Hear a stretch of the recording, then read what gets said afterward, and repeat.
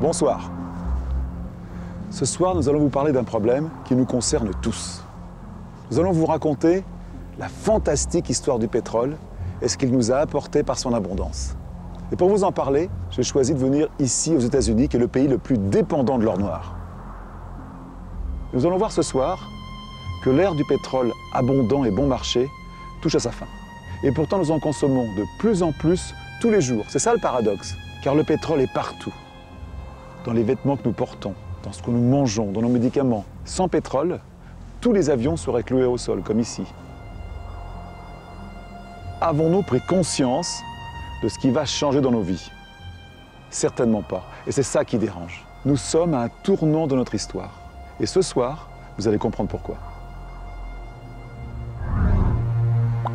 Nous sommes en train de brûler en moins de 200 ans ce que la nature a mis des millions d'années à fabriquer. Les réserves de pétrole s'épuisent et les experts ont prospecté la planète entière.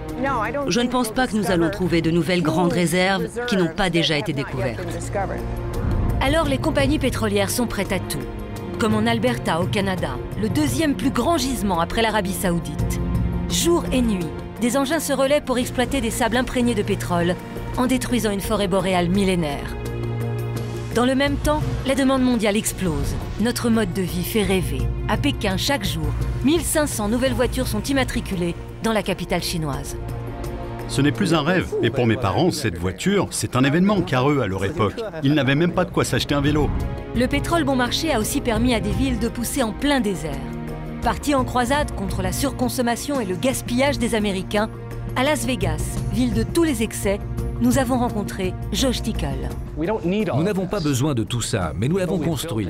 Alors maintenant, nous devons trouver un moyen de passer d'un monde de pétrole à un monde sans pétrole. Agir pour développer de nouvelles énergies. L'ancien vice-président américain Al Gore, prix Nobel de la paix, reçoit nos caméras pour un entretien exclusif sur ces solutions à l'après-pétrole. Les rayons du soleil suffisent à fournir en une seule heure assez d'énergie pour assurer 100% de tous les besoins de la planète pendant un an. Au Bénin, un homme l'a compris, Robert Freling. Grâce aux panneaux solaires qu'il installe partout en Afrique, 1 million de personnes ont accès à l'énergie. On a l'électricité, comme par magie. Mais le soleil pourra-t-il aussi remplacer le carburant des voitures? Dans la Silicon Valley, Harrison Dillon a peut-être inventé grâce aux algues l'essence du futur. Je sais, ça semble trop beau pour être vrai, mais c'est vrai, c'est réel. Vivre sans pétrole paraît aujourd'hui encore impensable. Pourtant, en Belgique, depuis un an, Steven Vroman tente et réussit cette expérience unique. Il ne faut pas avoir peur de vivre sans pétrole, au contraire, c'est un futur qui est beaucoup mieux que le style de vie qu'on a maintenant. Cette fin du pétrole est aujourd'hui une vérité que nous ne pouvons plus ignorer. La réalité, c'est que le pétrole bon marché a déjà disparu. Et cet avenir-là, il est inéluctable parce que c'est un déclin géologique. On ne négocie pas avec la nature. C'est aujourd'hui qu'il faut se préoccuper de ce qu'il va manquer demain matin.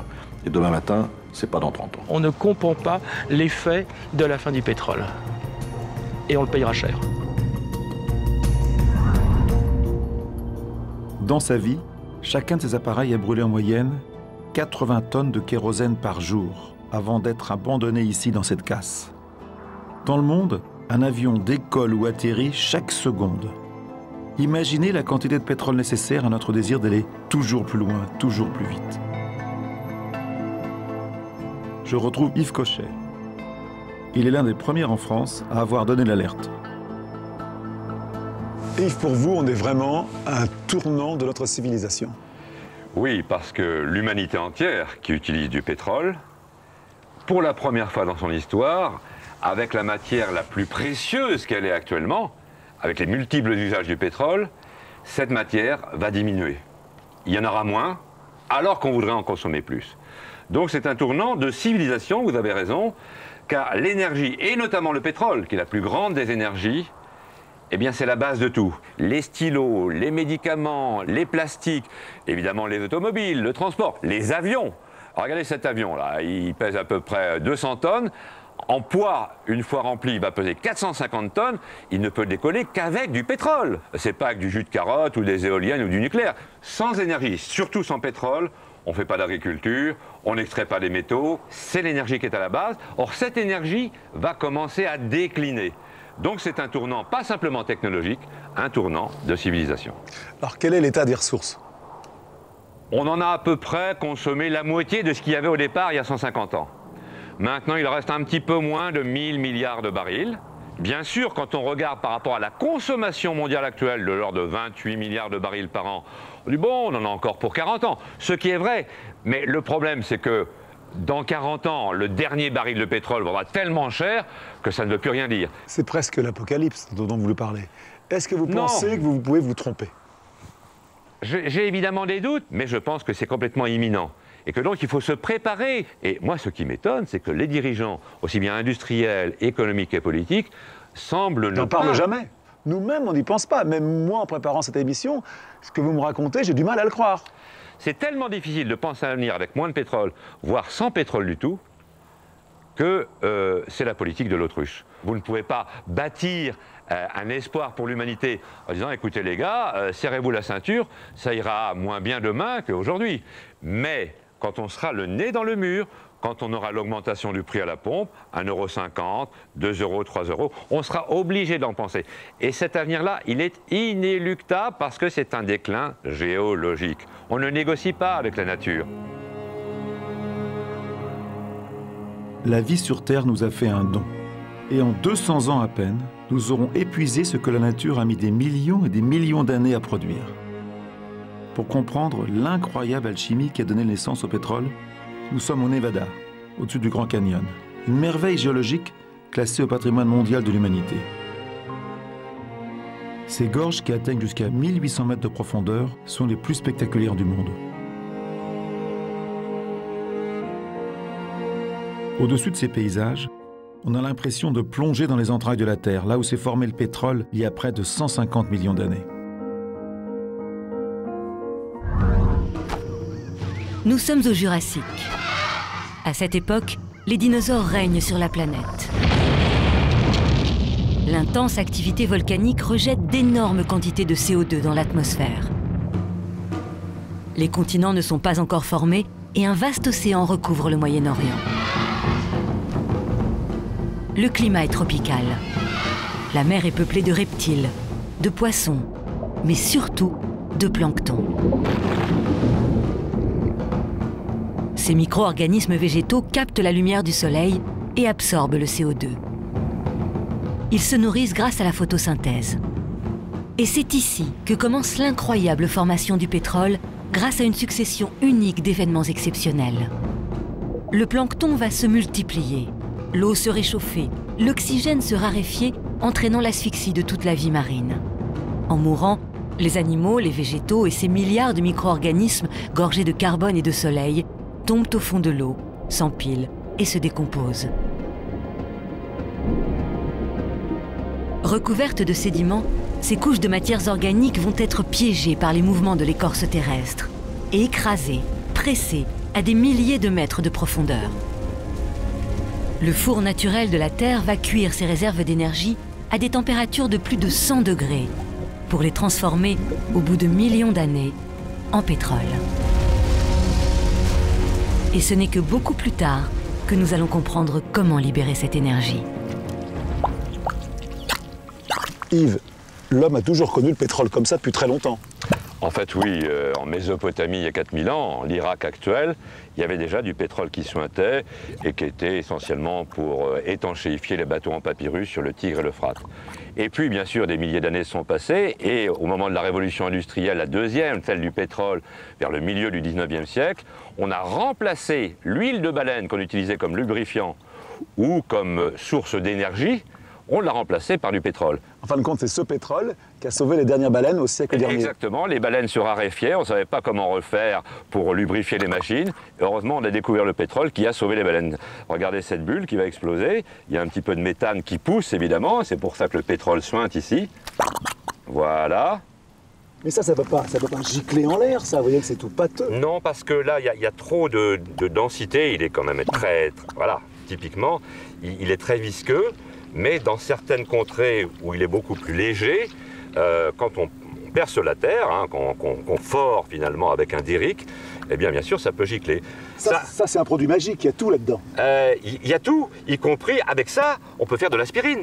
Avec ça, on peut faire un tube de rouge à lèvres. Ça paraît incroyable parce que c'est dégueulasse, c'est noir, mais on peut tout faire. Dans cette petite mare, là, il y a le travail d'une semaine de 100 personnes humaines. Hein. C'est très, très énergétique. Le pétrole me fascine. Grâce à lui, l'homme a dépassé ses limites et bâti un monde à son image.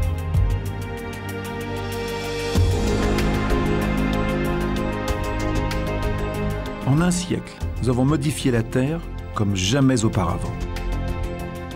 Le pétrole ne nous offre pas seulement le plastique, mais aussi de formidables matériaux de construction. Le fer, le verre ou le ciment.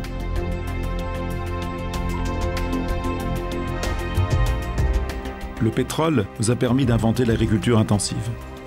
Dans les champs, le tracteur a remplacé l'homme. Un agriculteur français, avec ses machines, produit 2000 fois plus qu'un paysan au Mali. Grâce au pétrole, nous irriguons. Grâce au pétrole, nous fabriquons des engrais et des pesticides. Depuis sa découverte, la population mondiale est passée d'un peu plus d'1 milliard d'individus à près de 7 milliards. Le pétrole est partout dans notre vie quotidienne. Pour fabriquer une voiture, 8000 litres sont nécessaires. Pour qu'elle roule, il faut bien sûr remplir son réservoir, mais surtout tracer ses routes et ses ponts avec du bitume. Ces autoroutes sont dessinées avec du pétrole.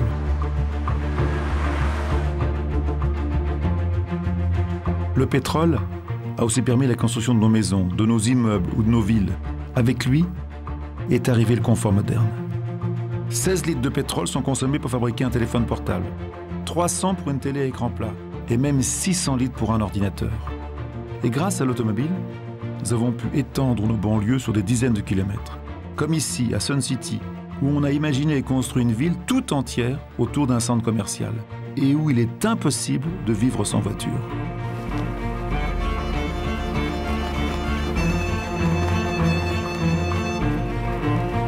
L'Amérique d'aujourd'hui est née de la puissance de ce pétrole et avec elle, le rêve américain. La voiture en est l'un des emblèmes.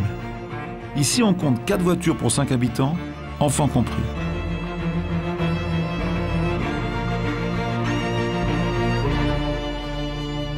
Dans le monde entier comme ici, la voiture, c'est le symbole de la liberté et de la réussite. Mais il y a un petit problème. Si tout le monde voulait avoir une voiture comme ici aux États-Unis, on passerait de 800 millions de voitures à 5 milliards. Et les Chinois ont exactement le même rêve. Imaginez que tous les jours, on immatricule 1500 nouvelles voitures à Pékin. Les voitures ont remplacé le vélo et cette capitale est complètement au bord de l'asphyxie. Regardez. Il y a à peine 15 ans, Pékin ressemblait encore à ça. Un paradis du vélo, le symbole de la Chine communiste. Aujourd'hui, voici son nouveau visage.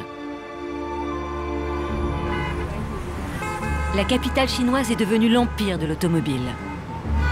3,5 millions de voitures, 6 périphériques, des autoroutes en plein centre-ville et des centaines de kilomètres de bouchons. Le rêve de la modernité est en train de tourner au cauchemar. Une nouvelle voiture débarque chaque minute dans les rues. La ville arrive à saturation.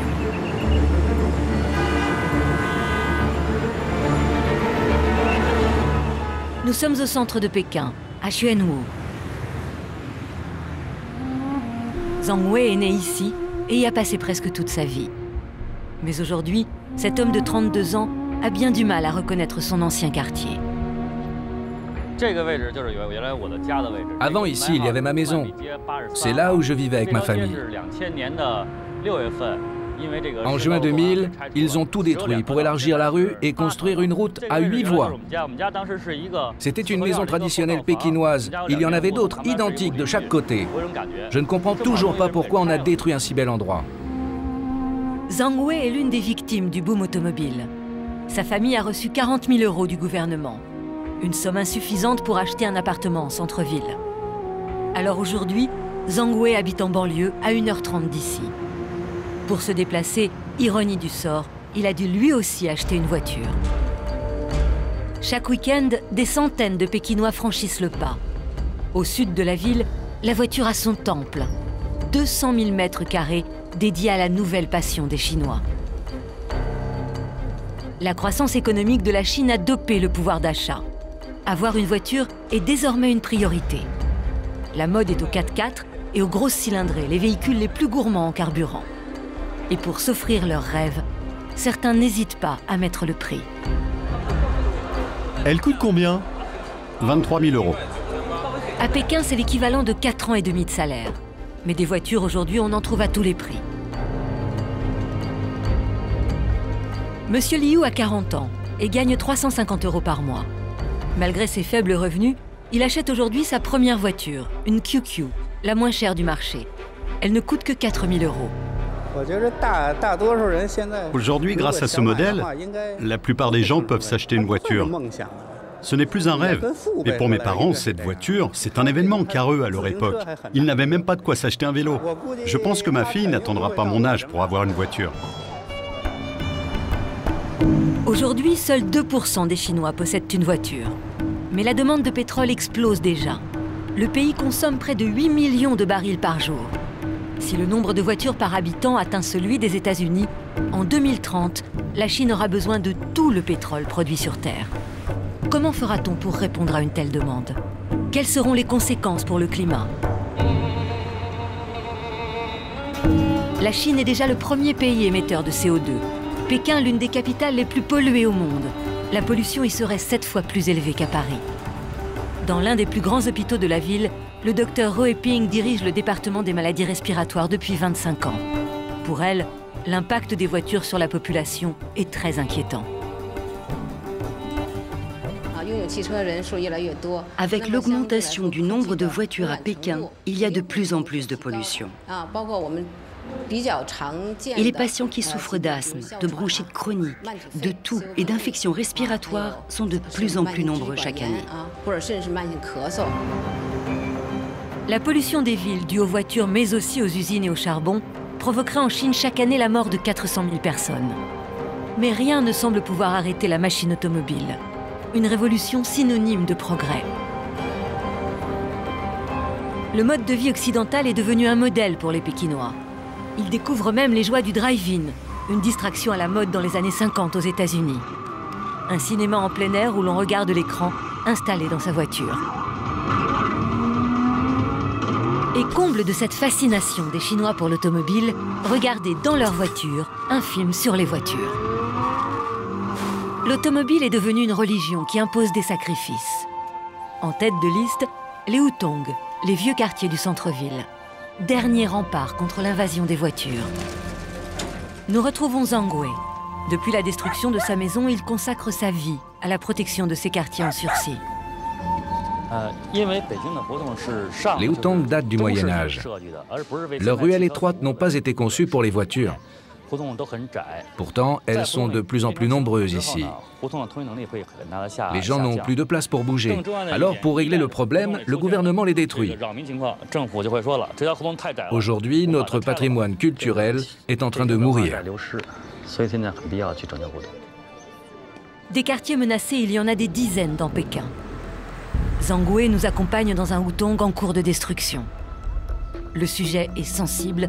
Les journalistes ne sont pas les bienvenus. Nous filmons donc discrètement. Quand je suis venu ici, il y a un mois, il y avait encore des maisons. Maintenant, il ne reste presque plus rien.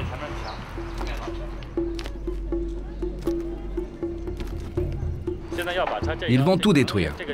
La route va arriver jusqu'à l'entrée du quartier. Dans quelques semaines, ce sera sûrement la plus large avenue du monde. Aujourd'hui, Pékin sacrifie une partie de son histoire pour ce qui ne sera peut-être qu'une parenthèse automobile. Que se passera-t-il quand il n'y aura plus de pétrole? Certains Pékinois tentent de trouver des solutions. Wang Yong est un homme d'affaires qui a fait fortune dans la restauration.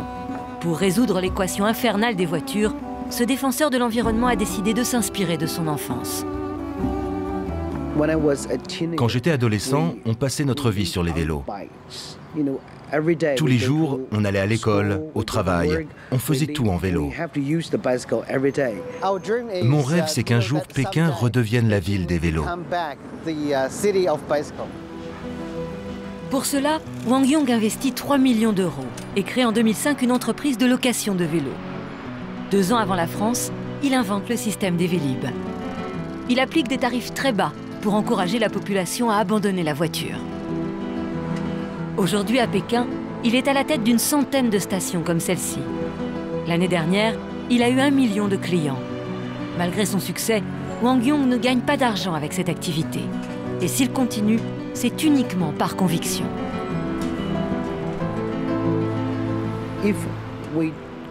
Si nous continuons à acheter des voitures, on va avoir des problèmes, comme c'est le cas en Occident. Nous devrions prendre exemple et ne pas commettre les mêmes erreurs. Nous sommes tous responsables de notre environnement. Nous devons le protéger et sauver notre planète.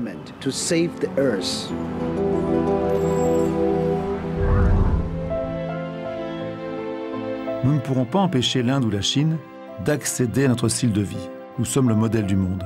Mais nous savons tous qu'il n'y aura pas de pétrole pour tout le monde. Alors comment allons-nous faire? Je suis allé à Paris poser la question à Christophe de Margerie, le patron de Total, l'une des plus grandes compagnies pétrolières au monde. Christophe de Margerie, les réserves de pétrole, on en est où? On en est à peu près à la moitié aujourd'hui de ce que l'on appelle les réserves connues, facilement maîtrisables. Ça représente un peu plus de 2000 milliards de barils. On en a consommé 1000 milliards, donc à peu près la moitié. Dans 10 ans, dans 20 ans, on va forcément consommer beaucoup plus de pétrole. Tout le monde veut vivre comme nous. Qu'est-ce qui va se passer quand il va manquer? Parce qu'il va forcément manquer. Il va manquer très vite. C'est pas dans 30 ans qu'il va manquer.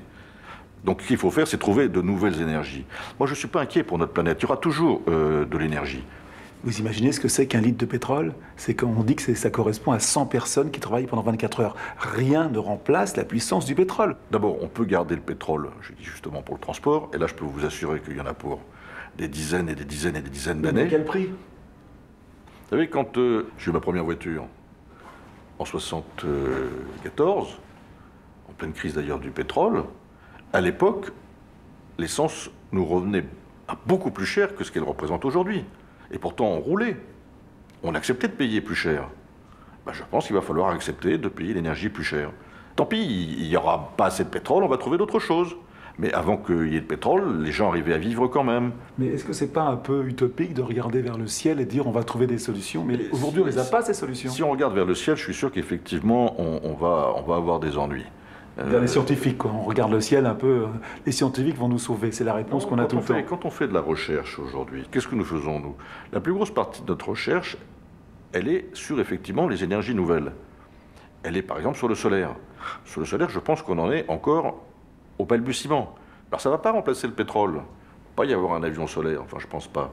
Par contre, on pourra donc, à chaque fois, garder le pétrole pour le transport et utiliser le solaire pour autre chose. Donc moi je suis beaucoup plus probablement, je vais dire, optimiste que vous, c'est-à-dire oui, le pétrole va devenir pas suffisant pour satisfaire tout le monde, il va falloir trouver d'autres solutions, mais elles existent.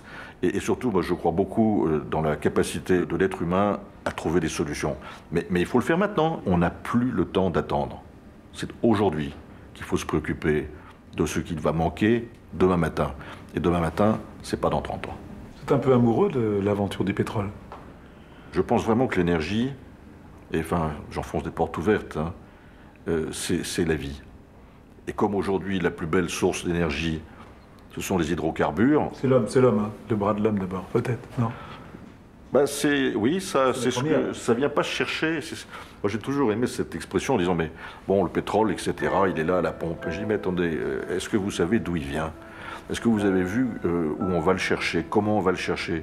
C'est vrai que ce sont des aventures extraordinaires qui sont le fruit de l'intelligence humaine. Une aventure qui commence au milieu du 19e siècle, aux États-Unis, en Azerbaïdjan et même en France. Les techniques sont rudimentaires, mais l'or noir coule à flot. À cette époque, ces hommes ne réalisent pas à quel point leur découverte va changer le monde. Partout, on perce la terre à la recherche de cette précieuse énergie. Jusque dans le désert.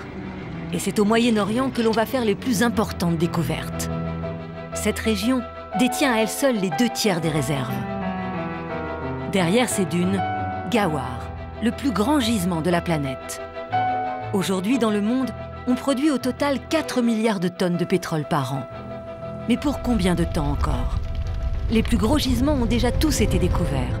Alors, grâce à des technologies de pointe, les compagnies pétrolières vont de plus en plus loin, de plus en plus profond, souvent au mépris de l'environnement.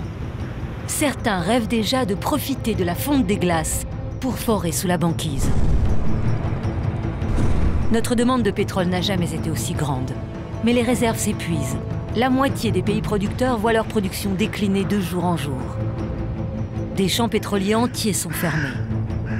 Après avoir été vidés de leurs richesses, ces terres souillées sont tout simplement abandonnées. Ces images devraient nous préparer à l'idée que nous sommes en train de changer d'époque. Comme ces vieilles enseignes des casinos qui ont fait la renommée de Las Vegas stockées ici dans cette casse. C'est là que m'a donné rendez-vous le célèbre designer Philippe Starck. Dans son travail, cet artiste a conscience qu'il utilise énormément de pétrole. Et en particulier, l'un de ses principaux dérivés, qu'il adore, c'est le plastique.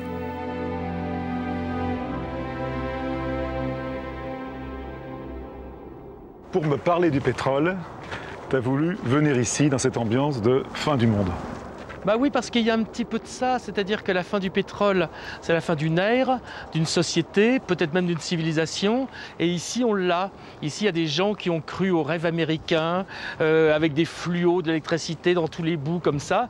Et on voit que tout ça, finalement, est écroulé dans une poubelle. Et voilà, c'est la fin de quelque chose, c'est la fin d'un rêve, qui n'était pas d'ailleurs très brillant.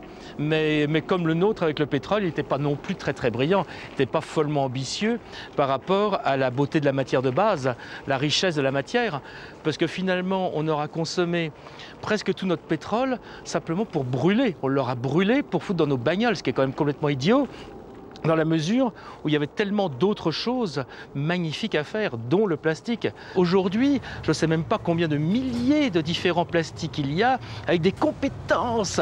C'est un matériau noble, c'est un truc qui est formidable. On peut tout faire, de la médecine, des chaises, des avions, des trucs comme ça. On peut tout faire. Quand ça va disparaître, qu'est-ce qui va se passer? On va voir une sorte d'écroulement comme ça, qui va donner une sorte de retour, alors je dis n'importe quoi pour donner une image, une sorte de Moyen-Âge où on va avoir des riches qui vont avoir accès à ce plastique qu'ils méprisaient, qu'ils ne trouvaient pas noble, c'est ça l'incroyable, quand en fait il était extraordinairement noble, et des gens qui en dessous ne vont plus rien avoir. Ça sera un produit très rare de toute façon. Moi, je ne sais pas, je ne suis pas du tout, j'ai aucun pouvoir, mais moi, je pense qu'il faudrait déjà faire une sorte de moratoire, une réserve, en disant, bon, ok, on en a encore pour X, on ne sait pas, 10, 20, 30 ans, 50 ans, mais il faut immédiatement faire une réserve pour que nos enfants, nos petits-enfants puissent avoir au moins sur le siècle qui vient du plastique. Après, il y a des gens qui vont nous dire, eh bien, il y a les bioplastiques, comme les biocarburants. Alors là, il faut être très ferme là-dessus. Il faut considérer ça comme un crime contre l'humanité. C'est-à-dire qu'aujourd'hui, on voit bien que tous les scientifiques sont d'accord pour dire que vers 2020 vont commencer les grandes famines. Et nous, on va dès maintenant commencer à faire des terres comme ça pour produire des X choses, tout ça pour continuer à brûler dans nos bagnoles. Mais ça s'appelle un crime contre l'humanité, c'est-à-dire qu'on est en train de programmer la mort de gens par la faim. On sait bien que le pétrole va disparaître, mais on n'a aucune vision là-dessus. Aujourd'hui, si on ne bouge pas, c'est que simplement le problème est trop grand. C'est comme la notion d'infini, on n'a pas le cerveau assez grand pour comprendre ça. Aujourd'hui, on ne comprend pas l'effet de la fin du pétrole. Et on le payera cher.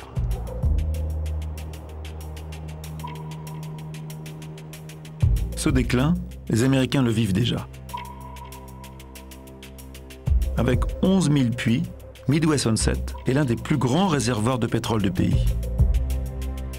Depuis sa découverte il y a plus d'un siècle, cet immense champ a produit jusqu'à un quart du pétrole américain.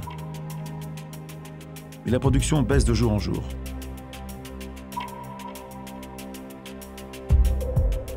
De premier pays producteur de pétrole dans les années 70, les États-Unis sont passés aujourd'hui au 3e rang. Entre-temps, le sous-sol américain a été totalement prospecté, sans aucune nouvelle découverte de gisement. Résultat, les États-Unis, qui représentent à peine 5% de la population mondiale, consomment un quart du pétrole du monde. L'Amérique doit importer plus de la moitié de sa consommation.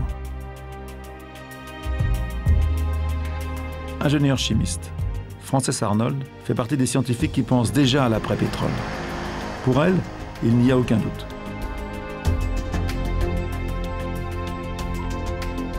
Il y a beaucoup de gens qui pensent qu'on va trouver des nouveaux gros gisements. Vous y croyez ou pas?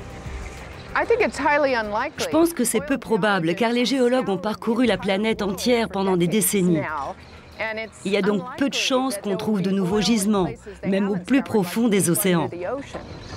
Et s'il y en avait, ça coûterait beaucoup trop cher de l'extraire. Donc non, je ne pense pas que nous allons trouver de nouvelles grandes réserves qui n'ont pas déjà été découvertes. Le pétrole est si précieux qu'on devrait l'économiser beaucoup plus que maintenant. Et on doit apprendre à en consommer moins. Combien de moins? Peut-être jusqu'à 80%. Oui, 80% de moins. 80% de moins de pétrole. Une grande transition, hein? Ouais. Vous êtes prête à ça? Non, je ne suis pas prête. Non. Qu'est-ce que vous dites à vos enfants? Je leur dis d'en profiter tant qu'il y en a, parce que ça ne durera pas. C'est une ressource précieuse qu'on n'économise pas. Plus le pétrole est cher, plus on l'extrait. Nous viderons les réserves jusqu'à la dernière goutte. On n'est pas assez intelligent pour le conserver. Vous ne pensez pas que ce manque de pétrole va créer des conflits mondiaux? Eh bien, c'est déjà le cas. Il existe aujourd'hui plusieurs guerres à travers le monde liées au pétrole. Est-ce qu'il y en aura encore plus? Je pense que les hommes se battront de plus en plus pour s'emparer des dernières réserves de pétrole. Le rythme de ces pompes me fait penser au battement d'un cœur. C'est le cœur de notre civilisation qui bat ici, le pouls d'une économie assoiffée de pétrole et de croissance. L'or noir est devenu l'enjeu majeur du XXIe siècle.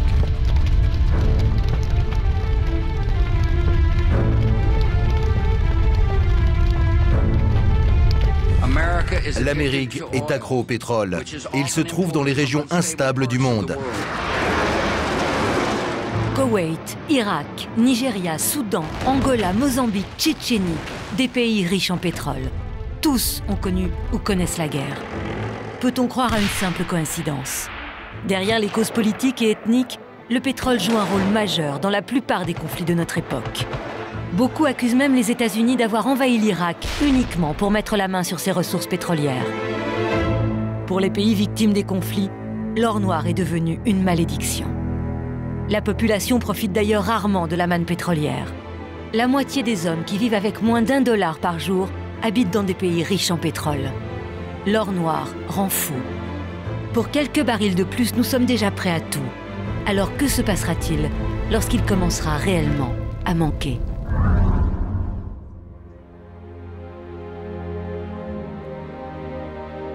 Mais avons-nous vraiment besoin d'autant d'énergie? Nous sommes à Las Vegas, le temple du jeu et de la démesure. C'est la première destination touristique des États-Unis. Les casinos rapportent 6 milliards de dollars par an. La règle ici, c'est d'en mettre plein les yeux. Regardez ces lumières, ces enseignes, ces voitures. Ici, on gaspille le pétrole encore plus qu'ailleurs. Cette ville est un véritable gouffre énergétique. Depuis 10 ans, un homme se bat contre cette surconsommation d'énergie. C'est Josh Tickel. Je l'accompagne sur le Strip, l'artère principale de Las Vegas, à la rencontre des Américains. Est-ce que la fin du pétrole vous inquiète? Oui, sur le principe, bien sûr. Oui, mais là tout de suite, est-ce que ça vous inquiète? Là, tout de suite, non. Mais à un moment donné, il n'y en aura plus, ça c'est sûr. Et quand ça arrivera, là, on sera mal barré. Personnellement, non. Je continue à faire le plein à la station-service. Que le litre coûte 2 $, 4 $, peu importe. Je pense que nous allons trouver des sources d'énergie plus efficaces. Ah oui, lesquelles? Alors ça, j'en ai pas la moindre idée. Pour vous, il n'y a pas d'urgence, pas de crise, rien. Pas de crise. Et le réchauffement climatique? J'y crois pas. Bien. Est-ce que la fin du pétrole vous inquiète? Si ça m'inquiète? Non, pas vraiment. Et le réchauffement climatique, vous vous sentez concerné? Non. Et qu'est-ce que vous pensez de ceux qui y croient? Les gens ont vraiment peur, vous savez. Je pense que ce sont des idiots. Voyons, ils ont rien d'autre à faire. Merci de nous avoir accordé un peu de temps. Qui êtes-vous? Je suis Josh Tickel et voici Yann. Nous faisons ça pour la télévision française. C'est une émission sur le pétrole. Oh. Est-ce que les Français se sentent concernés? C'est un problème mondial, ça vous concerne, ça nous concerne. C'est vrai. C'est notre problème à tous. C'est vrai, nous le sommes tous. Merci. Merci beaucoup, bonne soirée. C'est dingue, ils n'y pensent pas, ils s'en foutent complètement. Ils pensent que tout ça va durer éternellement, qu'il y aura des océans de pétrole sans fond dans lesquels ils pourront nager. On dirait même qu'ils se goinfrent de pétrole. Ce mode de vie n'est pas durable. Alors pour changer les mentalités, Josh Tickel va montrer l'exemple aux Américains. Sa croisade commence en 1998. Il parcourt le pays à bord du Veggie Van, en français, le bus végétarien. Je voudrais un soda et toute votre vieille huile de friture, s'il vous plaît. Comme carburant pour parcourir les 40 000 km de cet incroyable voyage, Josh utilise de l'huile de friture usagée. Une idée géniale. Aux États-Unis, les fast-foods jettent chaque année 14 milliards de litres d'huile. Son initiative originale interpelle les Américains. Josh convertit des centaines de gens. Des voitures, des camions, des bus, des bateaux abandonnent le diesel. Même la US Navy, la marine américaine, s'y met. Des stations de biocarburants et de recyclage d'huile végétale apparaissent. Pendant des mois, Josh multiplie les conférences, les interviews et sort même un film au cinéma.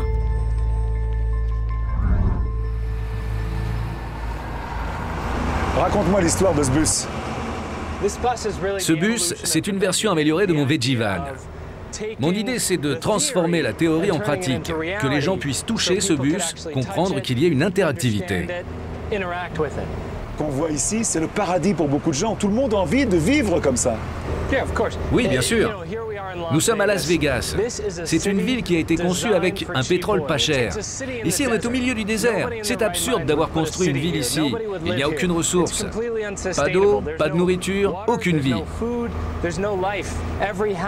Chaque foyer ici a besoin de beaucoup d'énergie pour fonctionner.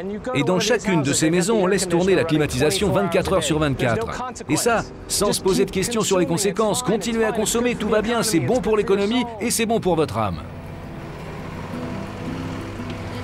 Aujourd'hui, ce bus est devenu un outil pédagogique destiné principalement aux écoles. Bonjour. Bonjour, bonjour. Ok. Allez les enfants, montez, montez. Bienvenue à bord du bus vert.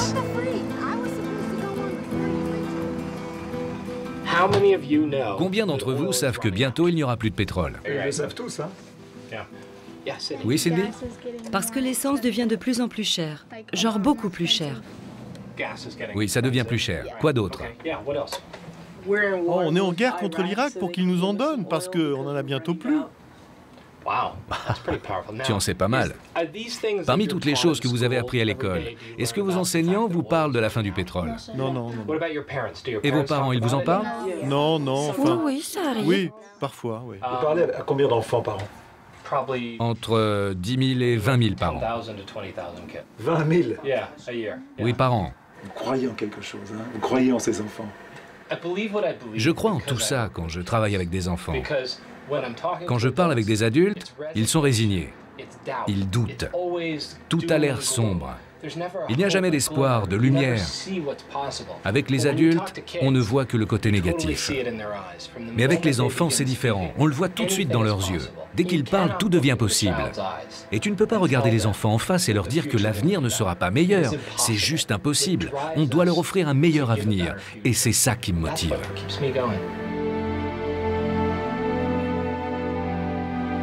dans cette ville de tous les excès, Josh Tickel a réussi à convaincre la municipalité de Las Vegas de faire rouler les 1500 bus scolaires à l'huile usagée. C'est un début. Changer les habitudes prendra du temps. Et l'huile des fast-foods ne va pas résoudre à elle seule le problème du pétrole. Il faudra trouver d'autres alternatives.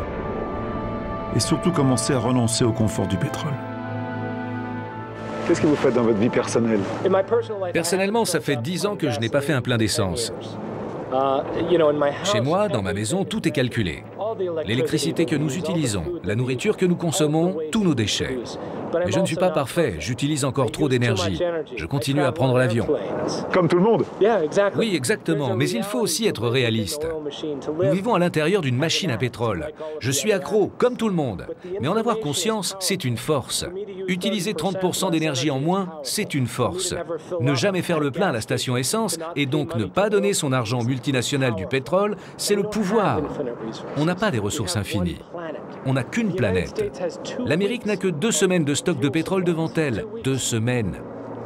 Pour toute une nation, 300 millions d'habitants, la première puissance économique mondiale peut s'effondrer en 2 semaines.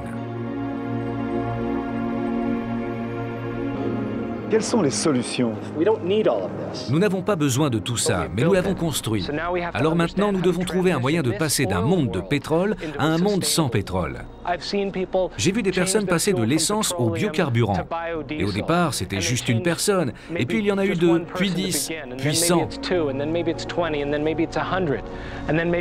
Et après, on décide d'ouvrir une station à biocarburant. Et ça devient un commerce local. Les gens se mettent à recycler. Et ça crée des emplois. Les gens réfléchissent et se disent « Tiens, si on mettait des panneaux solaires, pourquoi on ne recycle pas ce déchet? Qu'est-ce qu'on peut faire de nos huiles usagées? Si on en faisait du carburant, tout le monde peut changer les choses.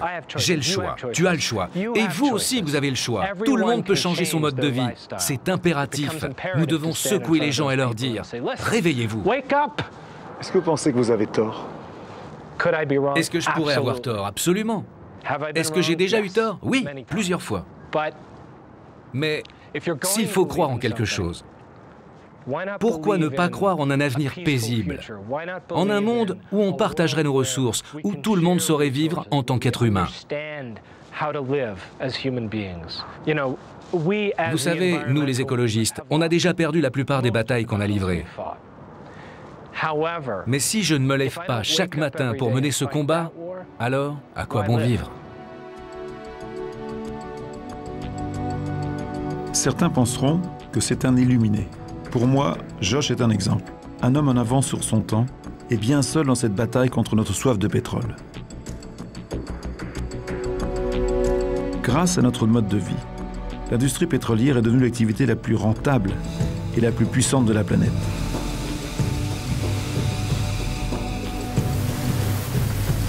Cinq des 10 plus importantes entreprises au monde sont des compagnies pétrolières. Et rien ne semble pouvoir les arrêter. Comme au Canada, où à cause de notre demande de pétrole toujours plus grande, un véritable désastre écologique est en train de se produire. La forêt boréale canadienne, la plus ancienne au monde, l'aboutissement d'une lente évolution de 10 000 ans, est l'une des plus précieuses et fragiles. À ces latitudes, les arbres ne poussent que d'à peine quelques mètres par siècle. Mais sous cette forêt et ses tourbières se cache un autre trésor, du sable gorgé de pétrole. Un accident géologique a donné naissance ici à la 2e plus grande réserve au monde. Pour arracher à la terre ce sable bitumineux, des pelleteuses, des camions et des grues se relaient jour et nuit. Résultat, 32 000 km² de forêt ont déjà été détruits, l'équivalent de la surface de la Belgique. Et l'impact de ces mines à ciel ouvert ne s'arrête pas là. Pour séparer le sable du pétrole et produire un seul baril, il faut charrier 3 tonnes de sable et y mélanger des milliers de mètres cubes d'eau chauffée par du gaz naturel. Une incroyable quantité d'énergie, l'équivalent d'un baril de pétrole pour en produire 2.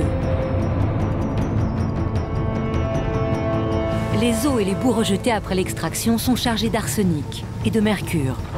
Elles sont stockées et stagnent dans ces bassins.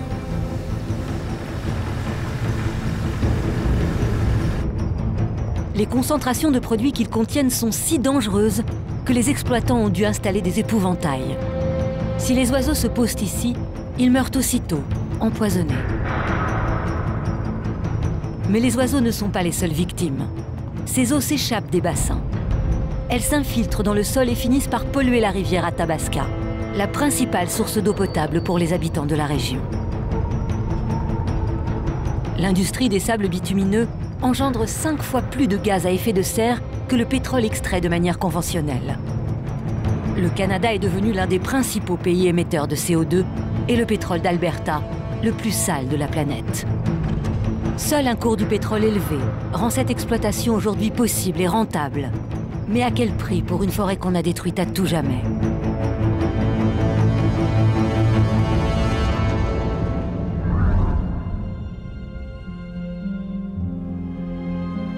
Et que se passera-t-il lorsque nous aurons prospecté, creusé, foré, exploité les réserves les plus inaccessibles? Partout, des glaces de Sibérie, aux forêts d'Amazonie et jusqu'au plus profond des océans.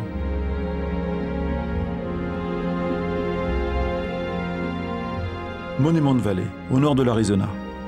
Dans ce décor de western se cache l'une des alternatives à l'or noir. Le charbon. Avant l'arrivée du pétrole, c'était la principale source d'énergie pour l'homme.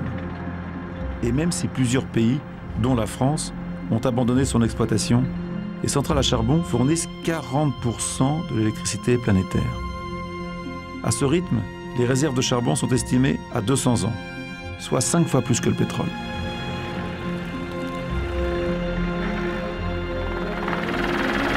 Alors ça, c'est la mine de Kayenta. C'est une des plus grandes mines à ciel ouvert du monde. Les Américains ont les plus grosses ressources du monde avec les Chinois, car leur centrale électrique marche surtout au charbon.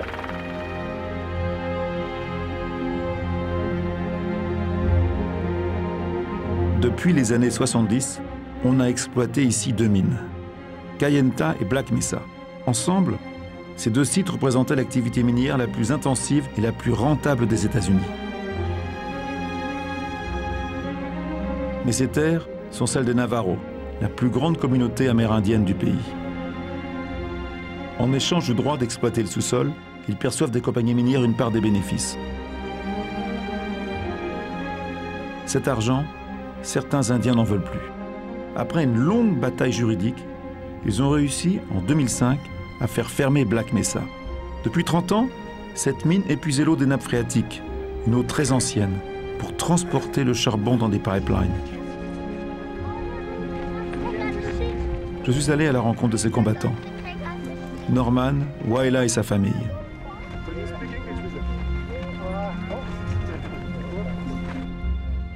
Vivre en harmonie avec la nature est la base de leur religion. Ils acceptent de m'accueillir chez eux et de me parler de leur combat pour la préservation de leurs terres.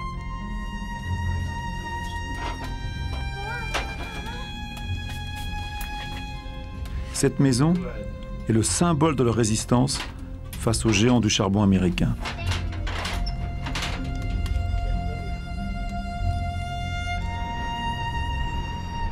Norman, ce qu'il y a en dessous de chez vous, ce charbon vous cause beaucoup de problèmes.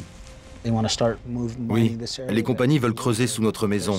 Il y a du charbon à 6 mètres à peine sous la surface. Et on ne veut pas déménager. Cette terre, c'est notre chair, c'est notre sang. Ce n'est pas juste un terrain. Nous appartenons à cette terre. Je suis né ici. J'y ai grandi. Et ici, il y a des sites historiques, préhistoriques, qui ont un lien direct avec notre histoire, bien avant ce pays, avant que les États-Unis n'existent. Les entreprises de charbon ont plus de droits que nous. Oui, et tout le problème est là. Les gens d'ici n'ont pas de droits. Regardez la Constitution américaine. Les États-Unis passent leur temps à critiquer les autres dans le monde. Mais le jour où le gouvernement américain respectera les droits des Indiens, à ce moment-là, oui, nous commencerons à l'écouter. Vous avez fait fermer cette mine parce qu'elle utilisait une eau très ancienne. Ces eaux pures datent de la période glaciaire, du Jurassique. Rien n'a besoin d'être ajouté ou enlevé à cette eau. C'est la meilleure eau minérale que vous pouvez trouver en Amérique du Nord. Et pendant 30 ans, ils en ont pris énormément. 15 millions de litres par jour. Toute cette eau pour transporter le charbon dans des pipelines de 400 km de long jusqu'au nord du Nevada. Tout ça pour alimenter les centrales qui fournissent de l'électricité à des villes comme Los Angeles, Las Vegas et aussi ici en Arizona. Et ici, il n'y a pas d'électricité. Non, pas d'électricité, pas d'eau courante. Nous n'avons pas de route non plus. Cette mine que vous avez fait fermer, ils vont la rouvrir. Oui, l'administration de George Bush nous a fait un drôle de cadeau avant de partir. Ils ont approuvé la réouverture des mines. Ils vont expulser d'autres familles pour pouvoir continuer l'exploitation. Mais nous avons notre mot à dire également.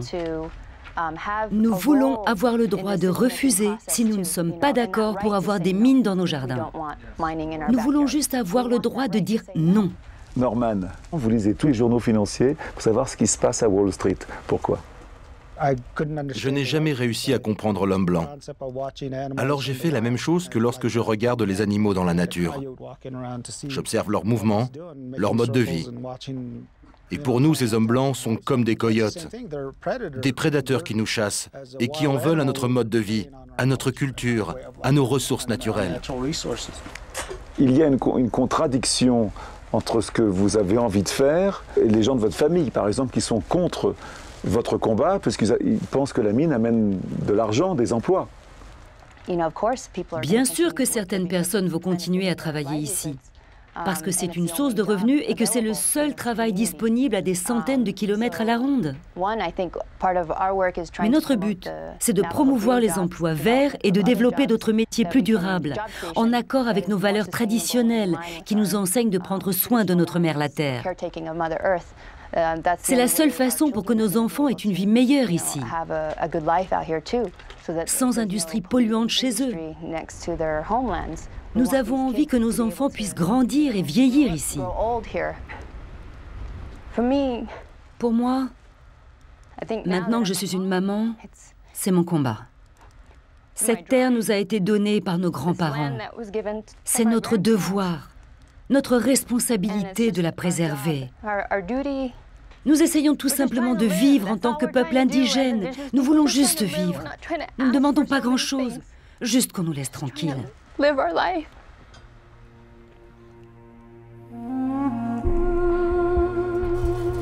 Waila est plus que jamais déterminée à se battre. Elle a créé une association et lutte pour chasser définitivement les compagnies de charbon de ces terres. Pour elle, ce n'est pas seulement l'avenir des Navajo qui est en jeu, c'est aussi le nôtre. La consommation de charbon a doublé en 30 ans.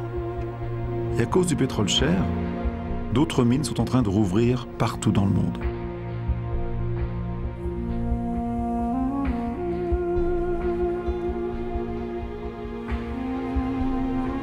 Aujourd'hui, vous avez une vision que nous, on n'a pas. Nous comprenons notre terre. Nous avons conscience que notre monde a rompu l'équilibre de la nature. Certains appellent ça le réchauffement climatique. Mais notre peuple le savait déjà. C'est un problème dont on parle depuis des générations ici. Et c'est seulement maintenant qu'un mouvement écologique se forme. Pourtant, notre peuple en parle depuis si longtemps. Mais personne n'a pris le temps de nous écouter. Nous appartenons à ces terres, nous avons ce lien privilégié avec notre mère la Terre. Ce qu'on dit ici, c'est qu'il faut faire attention à la manière dont nous, les hommes, produisons l'électricité. Et peu importe la façon dont le charbon est exploité, il polluera toujours. Vous avez un très joli nom, Waila. Qu'est-ce que ça veut dire en Navajo? Mon nom signifie l'espoir et la foi. C'est le nom idéal pour vous. Je suppose. À chaque fois qu'on me pose cette question, je réponds oui. J'ai l'espoir que notre communauté trouve sa voie, qu'on puisse vivre de manière plus durable. Je pense que nous pouvons devenir un exemple pour le reste du monde. Montrer que l'on peut vivre bien avec peu de choses. Nous pouvons utiliser le soleil et le vent pour notre électricité. Nous pouvons faire pousser notre propre nourriture. Nous avons déjà les ressources et la terre pour ça.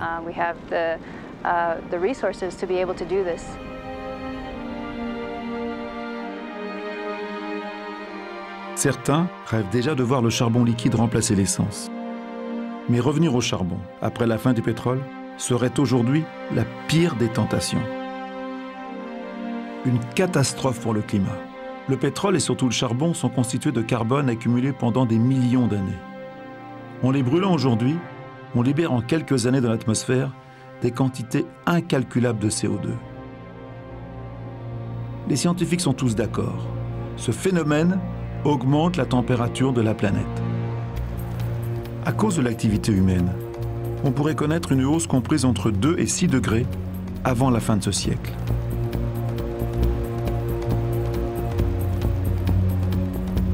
La Californie, c'est l'État le plus pollué des États-Unis. Mais depuis quelques années, le gouvernement s'est lancé dans une vaste révolution verte et s'est engagé à réduire de 25% ses émissions de gaz à effet de serre d'ici 2020.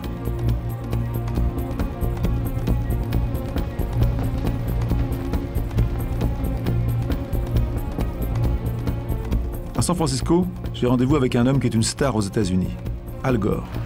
Ancien vice-président américain aux côtés de Bill Clinton, il délaisse la politique en 2000 pour se consacrer au combat de sa vie, la lutte contre le dérèglement climatique.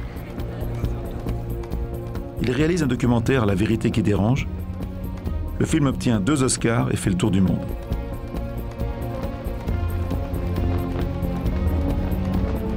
Al, merci d'être avec nous. Vous avez eu le prix Nobel, vous avez ce film formidable vu par des millions de personnes et j'ai vraiment l'impression que pas grand-chose bouge. Si quelque chose ne s'est jamais produit dans le passé, on n'imagine pas que cela arrivera un jour. C'est une règle qui est vraie en général. Mais il y a des exceptions. Et ce sont ces exceptions qui sont dangereuses. Ce que nous vivons n'est jamais arrivé avant. Il n'y a jamais eu 6,7 milliards d'individus sur Terre. Le monde n'a jamais rejeté 70 millions de tonnes de gaz à effet de serre dans l'atmosphère toutes les 24 heures. Le monde n'a jamais connu une telle destruction de son environnement. Donc, le passé n'est pas un guide fiable. Est-ce que vous pensez qu'il n'y a pas beaucoup de paroles, de mots et très peu d'actions? C'est toujours la même chose en politique. Surtout quand vous êtes devant un problème aussi important que le changement climatique ou la fin du pétrole. Je pense qu'on va assister à un dérèglement si rapide que si d'ici 10 ans, nous n'agissons pas, nous allons avoir de gros problèmes.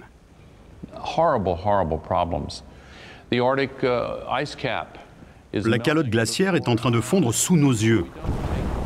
Et si nous ne faisons rien, elle aura complètement disparu dans 10 ans.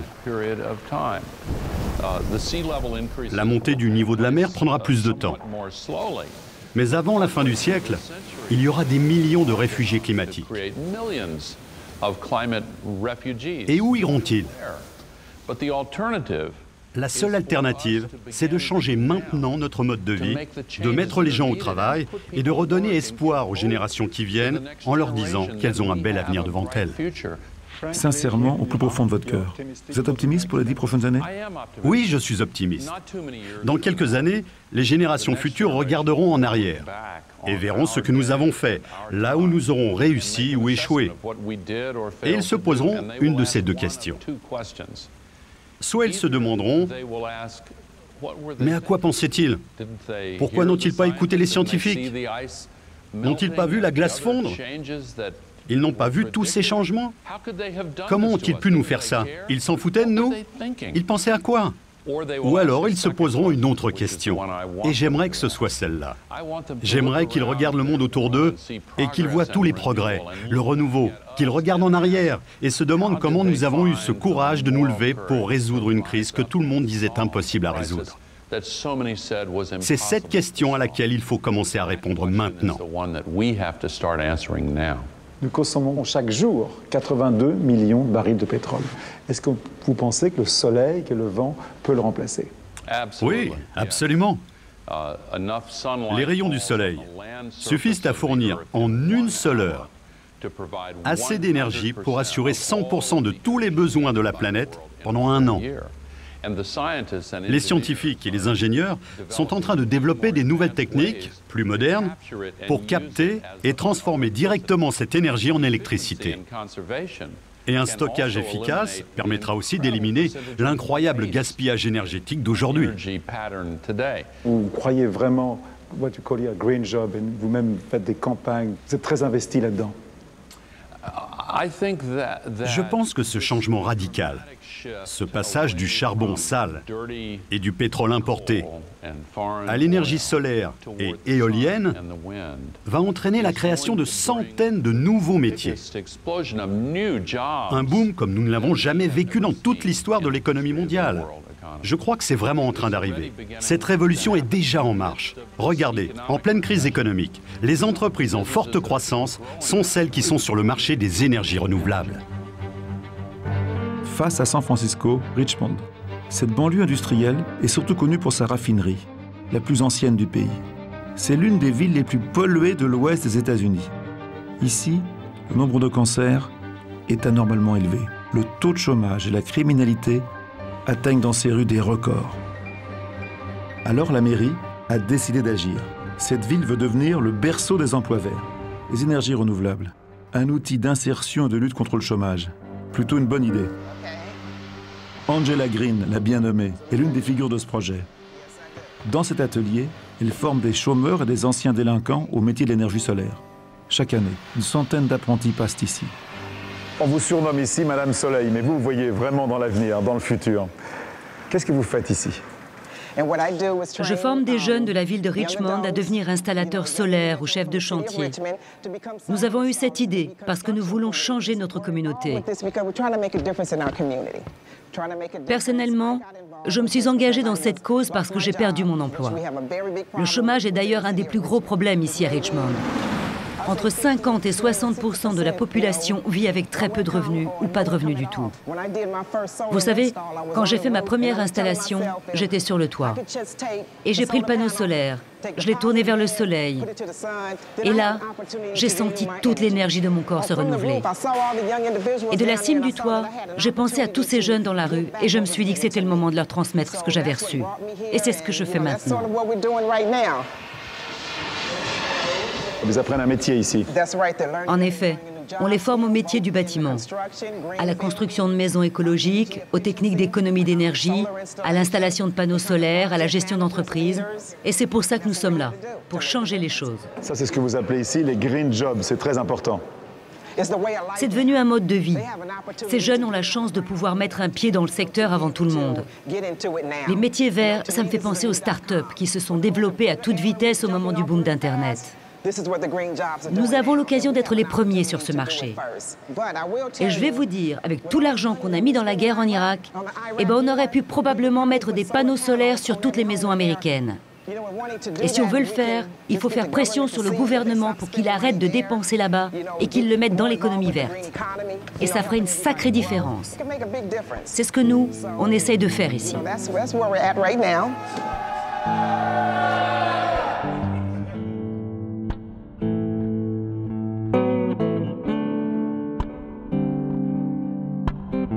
Est-ce que vous savez que près de 2 milliards de gens dans le monde n'ont pas accès à l'électricité? Et sans électricité, pas de développement possible, pas d'éducation. C'est ce qu'a bien compris Robert Freiling, qu'on a surnommé l'homme qui veut éclairer l'Afrique. Regardez.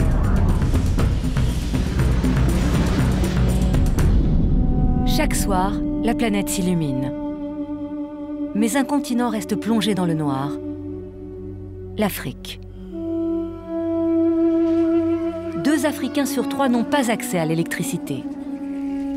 Une pauvreté énergétique qui condamne 600 millions de personnes à vivre dans l'obscurité.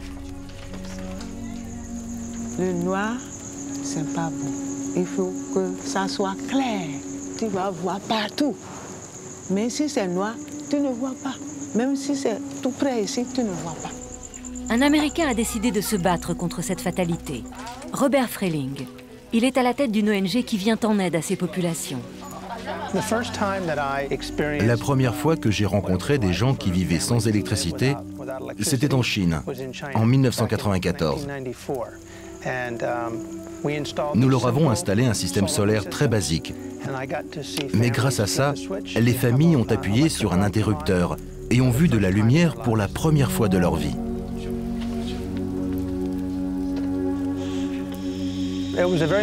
C'était un moment très émouvant pour moi, et pour eux bien sûr.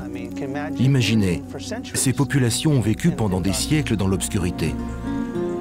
Depuis 15 ans, avec son association, Robert se rend dans les coins les plus reculés de la planète. En Asie, en Amérique latine et surtout en Afrique, il offre de la lumière à ceux qui en sont privés. Sans pétrole ni charbon, mais grâce à des panneaux solaires.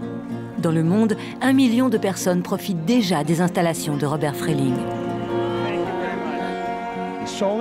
L'énergie solaire est partout. Le soleil brille, quel que soit l'endroit où on se trouve. En Afrique, c'est la solution idéale, la plus durable et la moins chère à long terme. C'est aussi ce qu'il y a de mieux pour l'environnement.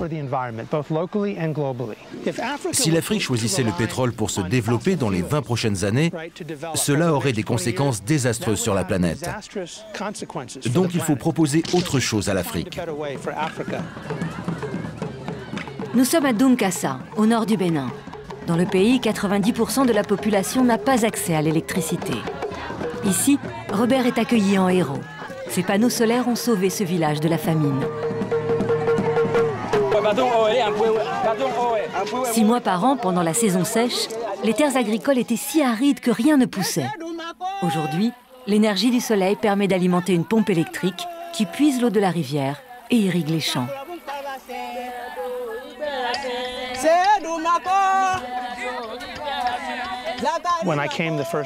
La première fois que je suis venu ici, il y a 2 ans, les récoltes étaient très maigres et ces femmes arrosaient les cultures avec des petits arrosoirs. Elles passaient leur temps à faire des allers-retours à la rivière. Ce qu'elles pouvaient faire était très limité. Grâce à l'irrigation, la production a été multipliée par 10. Les cultures sont plus variées et aujourd'hui on fait pousser ici du maïs, des tomates ou encore de la salade. Le jardin m'a sauvé. Je suis toujours au jardin.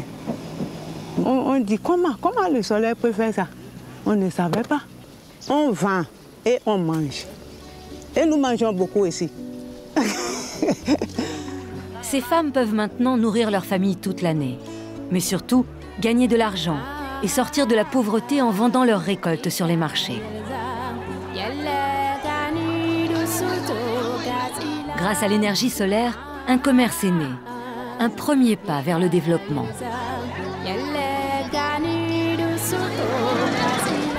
Mais Robert rêve d'aller plus loin. Dans l'école de Dunkassa, les élèves étudient encore sans électricité. Le lever et le coucher du soleil rythment les heures de cours et les devoirs. L'absence d'énergie a un impact direct sur l'éducation de ses enfants. Pour Robert, cette école est donc devenue une priorité. Bonsoir, messieurs. Bonsoir. Bonne arrivée. Merci, merci. Vous connaissez le monsieur? Non. Ah, il s'appelle Monsieur Bob, Robert Bob. Vous savez qu'est-ce que c'est l'énergie solaire? Non. Ok, je vous explique. Les rayons du soleil arrivent au panneau solaire. Et le panneau solaire transforme les rayons du soleil en électricité, comme par magie. C'est une chose merveilleuse. Nous allons installer un système solaire ici à l'école. On l'attend impatiemment en ce moment. Je vais vous aider à ce que ça soit vite réalisé. Il n'y a pas d'électricité, comment voulez-vous qu'on vienne installer l'ordinateur? C'est ça, c'est ça. Alors qu'aujourd'hui, il y a tout se passe par rapport à l'ordinateur.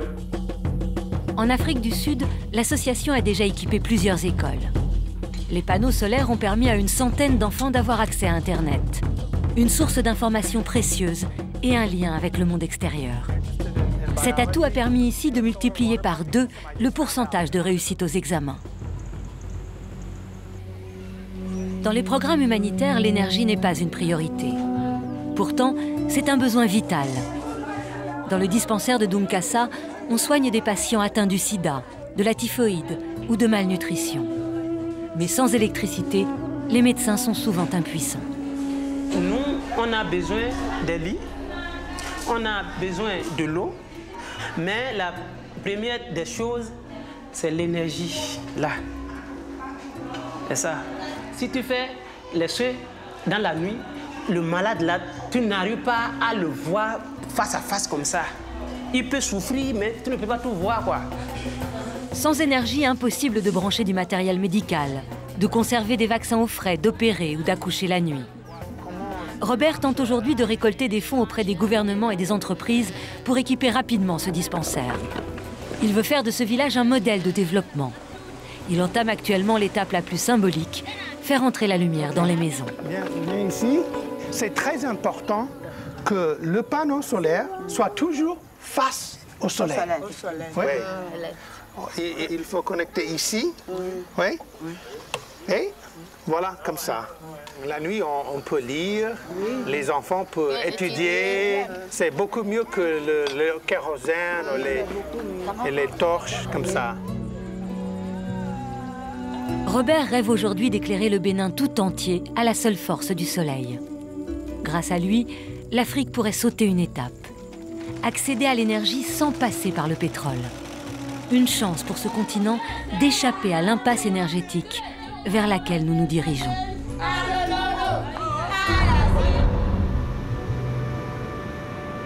Symbole du gaspillage et de la surconsommation, la Californie surfe désormais sur la vague verte. Le marché des énergies renouvelables explose. De plus en plus d'entreprises misent sur le green business, l'économie verte. 97% des transports sont tributaires du pétrole. Aujourd'hui, l'un des enjeux majeurs est de trouver une alternative à l'essence. Les biocarburants issus du maïs, du colza ou encore du soja ont très mauvaise réputation. Un plein d'essence nécessite 200 kg de maïs, soit suffisamment pour nourrir une personne pendant un an. Ces biocarburants mettent donc en compétition 800 millions d'automobilistes avec le milliard de personnes qui souffrent de la faim.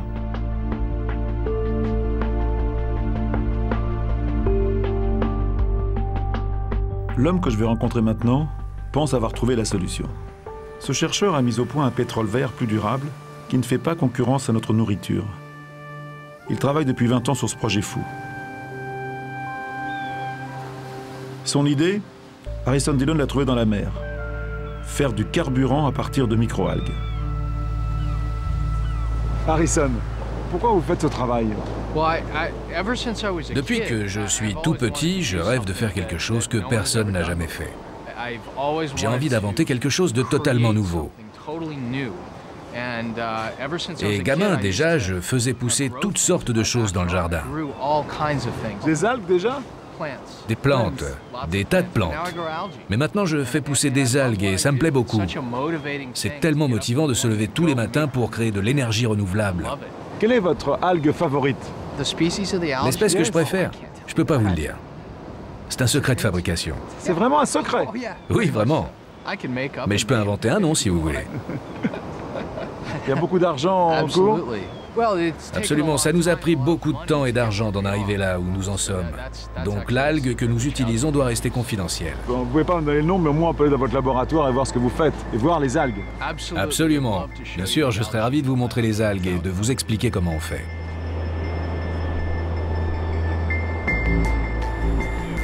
Dans ce laboratoire au cœur de la Silicon Valley, une soixantaine de personnes travaillent dans le plus grand secret. Harrison prétend avoir besoin d'1,5 kg d'algues pour fabriquer 1 litre de pétrole. Et ces algues produiraient même 30 fois plus d'huile que le colza.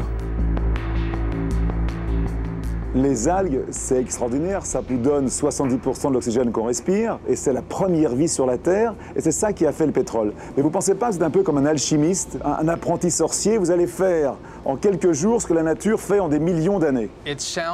Je sais, ça semble trop beau pour être vrai, mais c'est vrai, c'est réel. On peut prendre des algues et les cultiver pour convertir n'importe quel type de biomasse en pétrole brut. On peut transformer ce liquide en ce que l'on veut, en huile végétale, en savon, en biodiesel. Par exemple, voici du diesel qui est chimiquement identique à ce qui sort de la pompe à essence. Donc nous pouvons transformer cette huile en toutes sortes de dérivés. Quel est votre prix de revient aujourd'hui pour un litre? Actuellement, nous ne sommes pas loin d'atteindre le prix qui nous permettrait de commercialiser ce produit, mais il faudra sûrement attendre entre 2 ou 3 ans. Pourquoi des algues? Nous avons passé en revue tout ce qui produit de l'huile dans le monde. Et nous avons réalisé que l'algue était l'organisme qui produisait le plus d'huile sur Terre. Ces algues produisent de l'huile plus vite que n'importe quoi d'autre. Et c'est pour cette raison que nous avons choisi les algues. Aujourd'hui, il y a une grosse compétition entre le maïs qu'on produit pour se nourrir et le maïs qu'on va produire pour faire du pétrole. C'est ce qui est incroyable avec cette technologie, c'est qu'elle n'entre pas en concurrence avec notre nourriture. Nous nourrissons les algues avec des produits non comestibles pour l'homme ou les animaux, comme des mauvaises herbes, de la sciure de bois ou encore des matières à base de cellulose. Nous avons mis au point un processus qui permet aux algues de convertir ces matériaux en pétrole brut, et ce pétrole brut peut être transformé en essence. Est-ce que votre technologie n'a pas un impact sur le climat? Tout le carbone qui se trouve dans notre carburant provient du dioxyde de carbone de l'air. Il s'est fixé sur les plantes avec lesquelles on nourrit nos algues, elles-mêmes transformées en pétrole. Donc c'est un cercle vertueux, notre technologie ne renvoie pas de CO2 supplémentaire dans l'atmosphère. Si demain il y a une très grande crise de pétrole, vous êtes prêt à fabriquer votre pétrole très rapidement? Nous pouvons lancer la production aussi vite que nous le souhaitons car les usines existent déjà. Et si demain une grave crise entraîne l'explosion du prix du brut, ça ne fera qu'accélérer l'arrivée sur le marché de notre pétrole qui concurrencera sérieusement les énergies fossiles.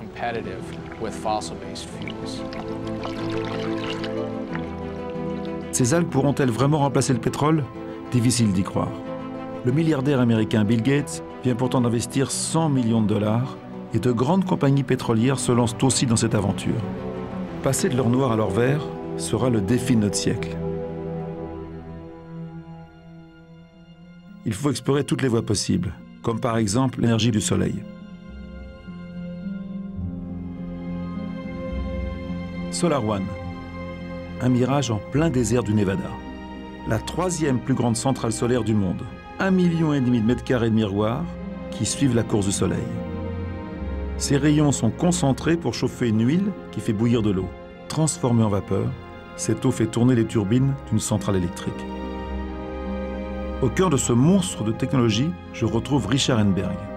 Pour ce journaliste, spécialiste du pétrole, mondialement reconnu, notre vie va changer. Quelle est la solution? La solution, en fin de compte, ce sera forcément d'utiliser moins d'énergie. Ici, nous sommes devant cette merveille technologique. Mais qui produit suffisamment d'énergie pour alimenter, quoi, 15 000 foyers sur 100 millions au total aux États-Unis. Ce qui veut dire que ce gigantesque et incroyable miracle ne produit qu'un tout petit pourcentage d'énergie face à une énorme demande. Est-ce que vous pensez, comme beaucoup de gens, que toutes ces énergies alternatives vont remplacer le pétrole? Non. Notre problème est d'abord un problème d'échelle. L'énergie solaire, l'éolien, la géothermie et toutes les autres énergies renouvelables ne produisent pas suffisamment d'énergie. Pour l'instant, ces ressources ne représentent qu'1% de l'énergie mondiale. Et si nous voulons utiliser directement l'énergie du soleil, il faudra d'abord la concentrer.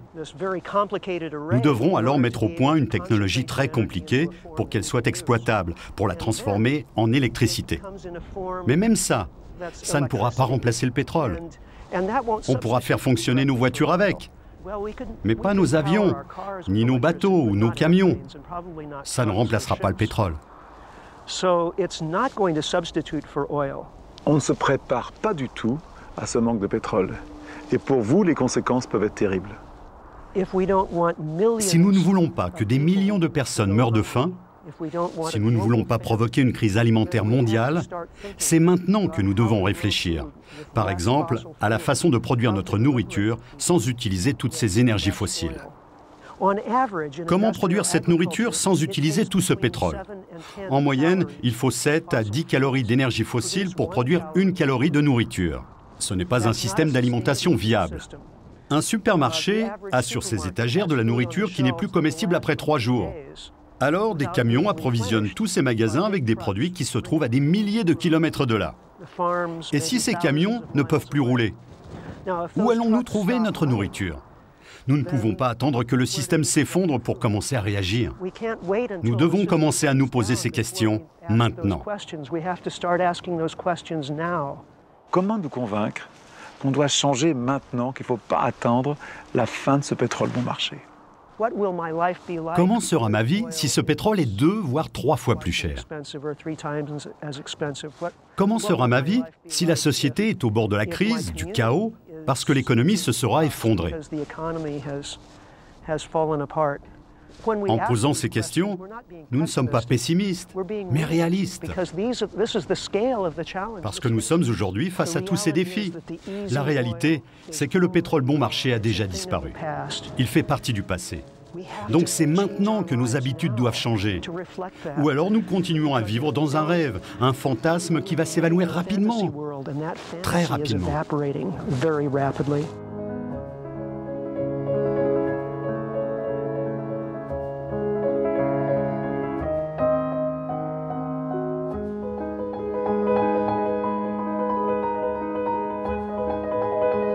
Vivre sans pétrole, ça paraît impossible. Et pourtant, depuis 1 an en Belgique, un homme tente l'expérience avec ses enfants. Mais c'est un véritable casse-tête parce que le pétrole est partout. Mais vous allez voir, il s'en sort pas si mal que ça.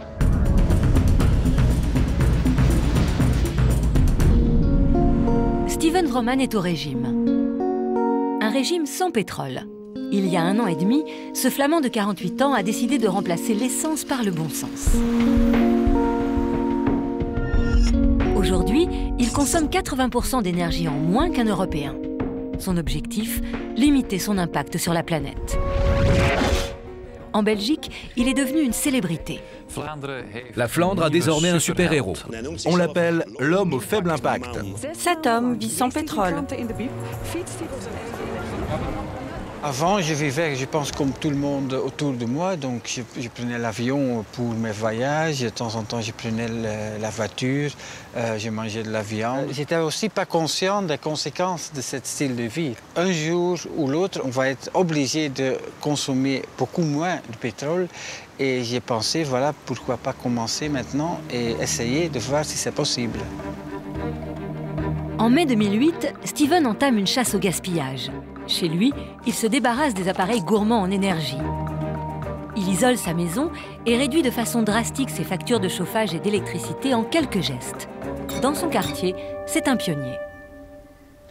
Donc mes voisins, ils ne vivent pas comme moi. Il y a beaucoup de voitures ici. Ils vivent un peu comme la majorité des Belges. Moi, je suis plutôt minorité, mais je pense que bon, dans le temps, quand les prix du pétrole vont augmenter aussi, pour eux, ça va changer beaucoup dans leur vie.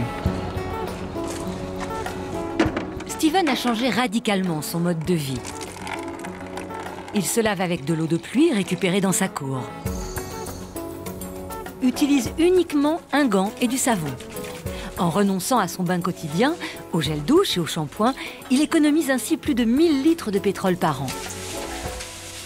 Peut-être pour pas mal de gens, c'est un peu une méthode de Moyen-Âge pour se laver, mais pour moi, c'est une habitude en fait. Et il y a beaucoup de gens dans le monde qui n'ont même pas les moyens de se laver comme ça, donc moi je suis contente de le faire comme ça, j'ai pas de problème. Pour réduire sa consommation de pétrole, Steven ne recule devant rien. Même les technologies qui paraissent les plus farfelues. Pour travailler sur son ordinateur, il a mis au point un vélo qui produit de l'électricité. Et pour la musique, il utilise son lecteur MP3 à manivelle, sans pile ni batterie. Je pense que pour pas mal de gens, je suis un peu fou, peut-être, oui. Mais moi, ce que je trouve fou, c'est pour prendre l'avion, aller à New York pour un week-end ou pour jeter tellement d'énergie ou tellement de matériaux. C'est peut-être pas possible de totalement vivre sans pétrole, mais c'est bien possible de vivre avec 80% moins de pétrole. Pour y arriver, Steven Vroman a changé également toute son alimentation. Notre nourriture est responsable de la moitié du pétrole que nous consommons. Costa Rica, Pérou, Mexico, on a un peu tous les pays ici, mais ce sont tous des fruits qui viennent ici en avion ou en bateau, donc avec du pétrole. Donc je ne mange plus des fruits exotiques. La plupart de ces produits ne sont pas de saison. Pour les obtenir, il a fallu chauffer des serres, utiliser des pesticides et les faire venir de l'autre bout du monde. En renonçant aux tomates, aux asperges ou encore aux fraises, Steven économise près de 11 litres de pétrole à chacun de ses passages au supermarché, quitte à avoir une alimentation moins variée. Donc ici, voilà, ce sont des légumes belges de saison, du poireau, des carottes. Et je le prends aussi sans emballage parce que ça aussi, c'est du pétrole. Ça m'énerve parfois de voir comment les produits sont emballés. Dans son panier, des produits bio. Ni viande, ni poisson, trop cher en énergie. Depuis le début de son expérience, il a appris à cuisiner autrement et à faire quelques sacrifices. J'aime bien les glaces, mais c'est aussi surgelé, c'est produit industriellement, donc ça c'est fini. Ça c'est le plus dur peut-être, oui. En cuisine, il revendique une alimentation plus saine et presque sans déchets. Ça sont les emballages que j'ai utilisés depuis un an. Et il y a pas mal de familles qui ont un sac comme ça chaque jour. Steven élève seul ses enfants en garde alternée. Si chez leur mère le quotidien n'est pas le même, ici ils respectent les règles du jeu. Leur père leur enseigne la simplicité et l'importance des relations humaines. Pour les vacances, pas de parc d'attractions ni d'hôtel-club, mais du camping et des loisirs en pleine nature. Je pense que notre vie est chouette. La seule chose qui me manque, c'est le saucisson et la viande, c'est tout.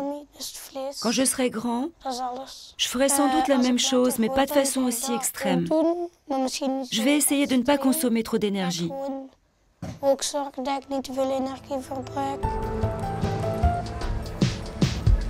Pour l'instant, la famille Vrooman est une exception. Un Européen consomme en moyenne chaque année 12 barils de pétrole, soit près de 2000 litres par personne. Au milieu de ce tourbillon de consommation, Steven se sent aujourd'hui perdu. Il dénonce les effets pervers d'une société où posséder, c'est exister. Je pense que les gens achètent beaucoup de choses pour remplir une vie. Et je pense que pour être heureux, pour avoir une bonne vie, on n'a pas besoin de tellement de choses, de trucs. Steven n'achète plus rien de neuf. Il récupère, répare, troque, fréquente les vides-greniers et les brocantes. Même ses vêtements sont d'occasion. Donc ils ont déjà une histoire, c'est même mieux que tous les trucs qui viennent de Chine et qui sont pour tous les gens les mêmes. Donc bon, ça c'est pas mal ça. Hein? Grâce à sa nouvelle vie, Steven Vrooman économise 500 € par mois. Du coup, il a choisi de travailler uniquement à mi-temps. Il conseille aujourd'hui les entreprises qui souhaitent réduire leur impact sur l'environnement. Son impact à lui, il le suit de près. Ses efforts lui permettent d'économiser 8 barils de pétrole par an, les 2/3 de la consommation moyenne d'un Français. Je suis vraiment heureux avec mon style de vie de maintenant. C'est bon pour la santé, c'est mieux pour la planète, c'est moins cher, donc il y a beaucoup d'avantages. Il ne faut pas avoir peur de vivre sans pétrole, au contraire, ça donne une bonne qualité de vie. Je pense qu'il y a un futur qui est beaucoup mieux que le style de vie qu'on a maintenant.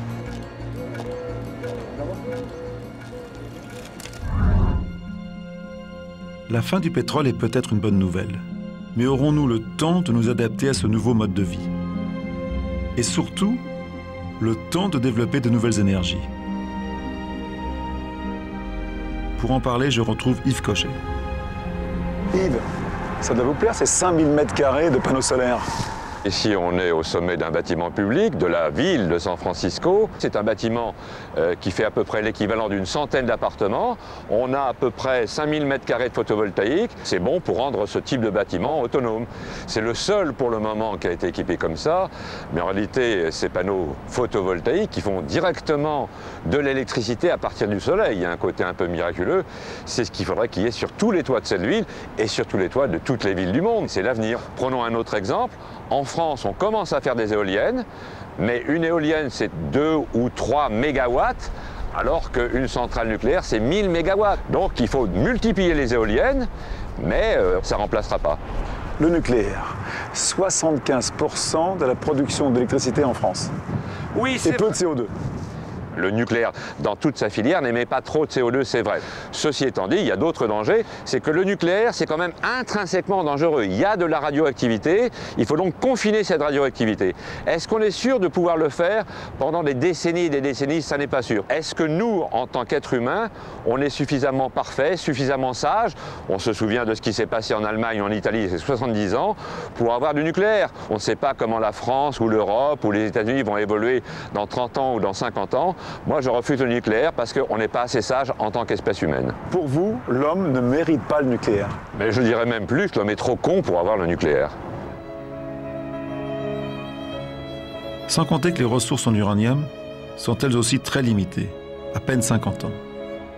Nous devons anticiper cette pénurie d'énergie si nous ne voulons pas la subir, en commençant tout simplement par économiser le pétrole et explorer à fond toutes les pistes que nous offre la nature. La force du vent, des vagues, comme ici des marées, la chaleur du sous-sol et bien sûr la lumière du soleil.